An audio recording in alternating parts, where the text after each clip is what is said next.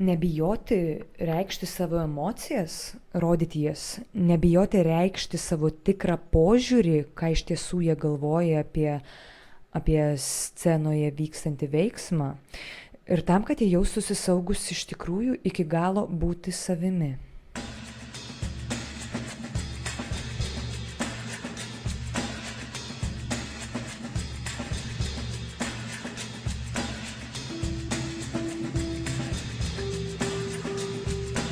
Forumo teatro savanorius mes turėjome paruošti taip, kaip yra ruošiami profesionalūs aktoriai. Turėjome mokyti sceninės kalbos, tai yra daryti pratimų, kurie laisvintų, lavintų balsą, neleistų jam pavargti, neleistų užkimti, atrakintų jį tam, kad jis apimtų kuo didesnės erdves. Taip pat turėjome daryti sceninio judesio, mankštos pratimų, kad aktoriai atpalaiduotų kūnus. Ir žinoma, turėjom daryti daugybę vaidybinių užduočių. Improvizacinių užduočių tam, kad mokytume aktorius, mokytume savanorius vaidinti. Tai yra gerai jausti sceną, improvizuoti, kurti, žaisti, nes vaidinant yra labai svarbu pasitikėti savimi ir leisti fantazijai tiesiog eiti iš tavęs. Kadangi Forumo teatras nėra vien tik tai vaidyba, tai nėra vien tik tai teatras, tai yra, kaip aš pasakyčiau, tai yra aktyvaus sąmoningumo forma. Tai mes su aktoriais ne vien tik tai darydavome daugybę teatrinių užduočių, vaidybinių užduočių, bet ir kalbėjomės. Ir šitie mūsų pokalbiai tapo medžiaga mūsų būsimiems etiudams. Forumo teatro sesija tai yra pirmiausiai žaidimai, šiltai atmosferai sukurti su žiūrovu, paskui tai yra mūsų aktorių parodomos situacijos, vėliau tai yra diskusija su žiūrovu, kurią vesdavau aš. Tai yra žiūrovas klausia aktoriaus, kodėl jo personažas darė vienus ar kitokius judesius, kodėl sakė vienus ar kitus žodžius, kodėl bėga iš namų ar neklauso tėvų, ar bėga iš pamokų, kodėl rūko ir taip toliau.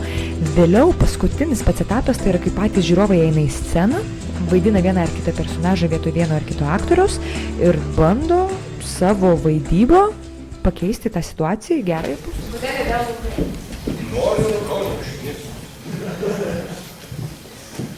Aš nerūkysiu, mama, nerūkysiu, taip toliau, ką šeštadienį man sakei. Nerūkysiu, mama, tikrai ne, aš tikrai taip sakiau, mama, ne, tikrai nerūkysiu. Tai kaip dėl to pridėgimo? Baig man, kitą kitą iš viso, kodėl tu aš manęs nori.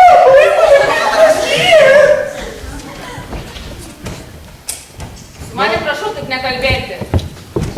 Po mano stogu gyveni ir po mano taisyklėm.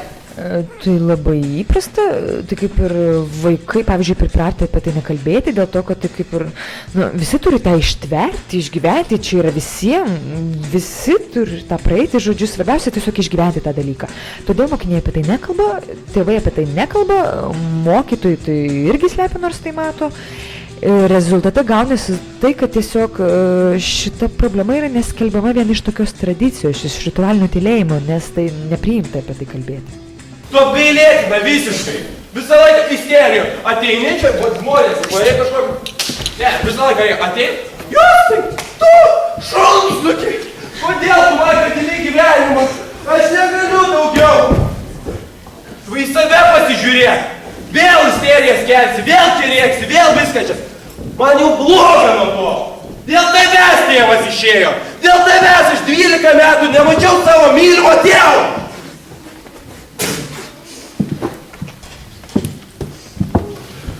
Žiūrėk, apie patyčias neverta kalbėti. Apie smurtą irgi reikia tylėti. Čia kiekvienoje šeimoje tai geriau tegu lieka šeimoje. Va tokius stereotipus yra būtina laužyti, jeigu norėtum, kad dalykai pasikeistų. Tu negalvoji, kad pats dėl to kaltas esi.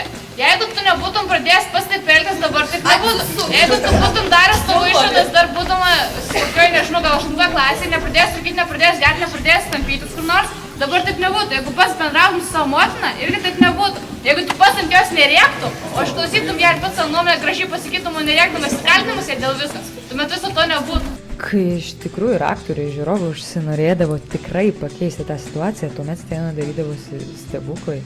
Žiūrovai eidavo drąsiai, jie siūlydavo, jie nebijodavo, nei atrodyti juokingi, nei kvaili, nes tiesiog jie dirbdavo visi dėl bendro tikslo ir dėl daug aukštesnio tikslo.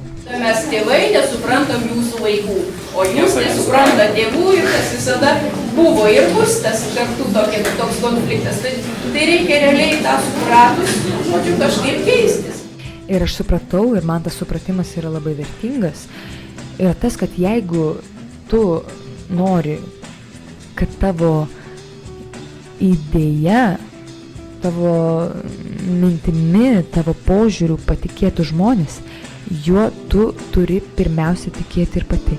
120% tikėjimo tavo akise visą laiką pritraukia kitus, jie užsikrečia ir jie daro tada kartu su tavimi. Projektas buvo tikrai didelis, jis apvažiavo 9 Lietuvos apskritis, jis dalyvavo virš 2000 mokinių ir aš pati labai džiugiuosi, kad buvau to projekto dalimi ir kad pasisėmiau tokios patirties. Tai yra pirmiausia pedagoginė, pirmoji patirtis mano buvo ir bendravimas su paaugliais ir idėjos skleidimo patyrimas. Man buvo labai vertinga patirtis ir aš labai laiminga, kad galėjau čia dalyvauti.